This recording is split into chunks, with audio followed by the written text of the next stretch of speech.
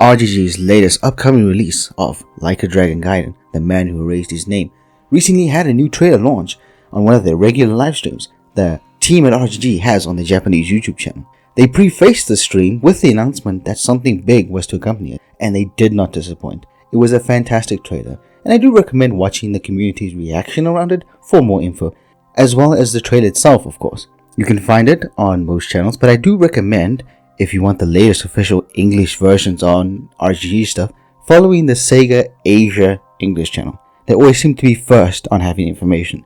Just be aware they seem to approach their marketing through the lens of targeting Singapore.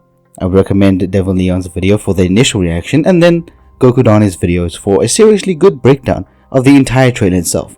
Of course, the initial reactions on Twitter are always gold and fun to partake in whenever news comes out, so make sure you're there on the 20th of September, because they announced on the livestream that's when the next RGG Summit is taking place. Now on to the trailer itself. It is fantastic, if not a little bit heavy on the spoilers in air quotes there, and they did a pretty good job getting me hyped, which isn't saying much given how much of a fan I am. But with that, it did blow me away. I just want to point out 3 aspects I like about it, otherwise I could lose focus for this video. Point 1, the writing. The trailer was heavy with story aspects, with the gameplay getting its own section later on to allow for the focus on RGG's latest storytelling. Recent efforts from the studio have introduced their most compelling character writing to date, and they've only gotten better with each subsequent game.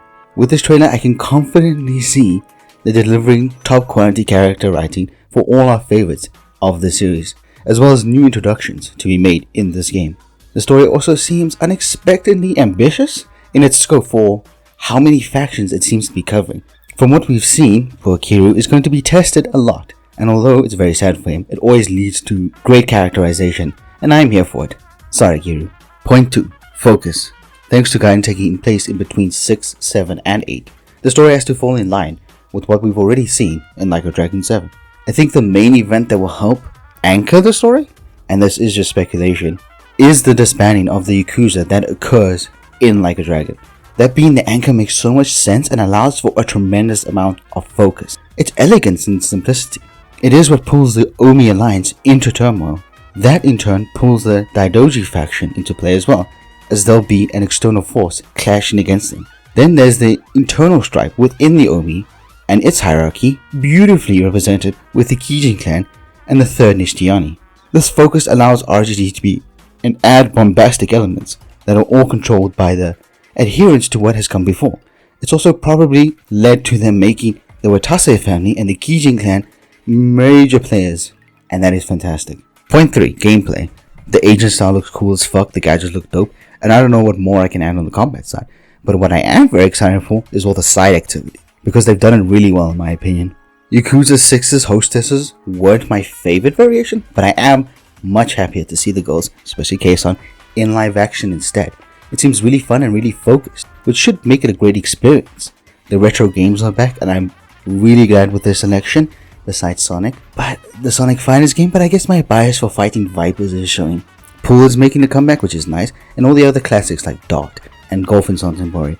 However, just like most of the recent games, there are 2 big side activities to do, and this time it's the return of Pocket Circuit and what looks like a really excellent take on the Colosseum and the clan creators sort of combined together.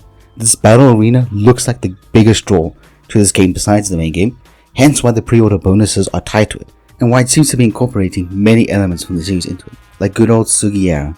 I'm sure all these minigames will be well worth the price of admission alone. There are definitely many other selling points of Gaiden to fans of the series, not least of which is the demo for Infinite Wealth unlocked after beating the game, which I think is a really smart move given how closely that it is coming out after Gaiden. I'm sure none of us expected the game to be this ambitious, given the older marketing about this being a smaller experience, but now with our expectations blown away and set higher, we can only wait and see if the game will be as good as it seems.